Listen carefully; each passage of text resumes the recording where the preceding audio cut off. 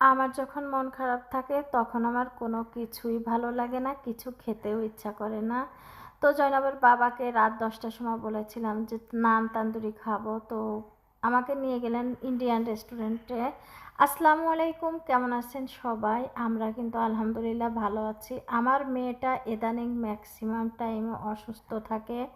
তো যাই হোক, এই যে আমি ইন্ডিয়ান রেস্টুরেন্টে চলে গেলাম, আর আমি তো হাত মোজা খুলেই মেনুতে হাত দিচ্ছিলাম, কারণ রাত অনেক হয়ে গিয়েছিল, ভাই রেস্টুরেন্ট বন্ধ করে দিবে, তার কারণে আমি তাড়াতাড়ি মেনু দেখে ওনাকে খাবার অর্ডার করতেছিলাম।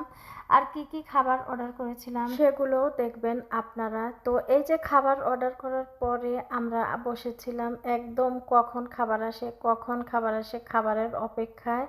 তো এই যে আমরা এর মাঝে ভিডিও ফটো করতেছিলাম, ফাইনালি খাবার এসেছে, অনেক ধরনের সস দিয়েছে আগে।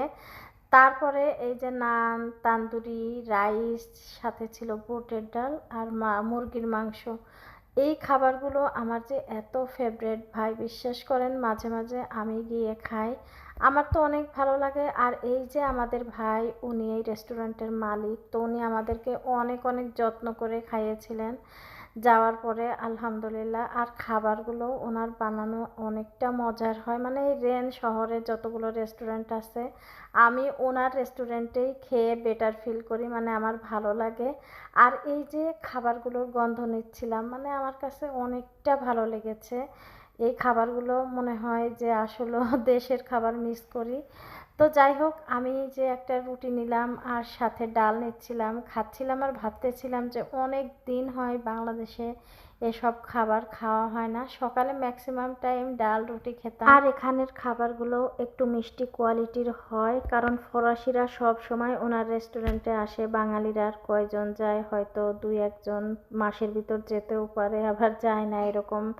তো যাই হোক, দেখেন আমি খাচ্ছিলাম, অনেক অনেক আমার মজা লাগতেছিল খাবারটা। জয়নব তোর বাবাকে খাইয়ে দিচ্ছিল, মানে সবগুলো শশা ওর বাবাকে খাইয়ে দিচ্ছিল।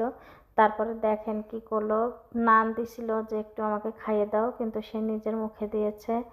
আর এই যে বাবা মেয়ের খুনসুটি আনন্দ খাবার, মানে এবারে যে অনেক ভালো লাগতেছিল। একই কালারের ড্রেস পরেছে দুইজনে, দুইজনেই বাবা মেয়ে লাল জামা পরেছে। আর যখন আমি রেস্টুরেন্টে ঢুকেছিলাম তখন ভাইকে বলেছিলাম আমাকে কিন্তু চা দিতে হবে, তো উনি জানে যে আমি লাল চা খাই, তার কারণে আমাকে লাল চাটাই দিয়ে গেছে। দুধ চা আমার মোটেও ভালো লাগে না, যার কারণে দুধ চাটা আমার খাওয়া হয় না। আর আমি তো খাওয়ার শেষে এই যে বিল দিতে গিয়েছিলাম, এতগুলো খাবার খাওয়ার পরেও উনি যে বিলটা লিখেছে সেটা দেখে তো আমরা হাসতে হাসতেই অবস্থা খারাপ।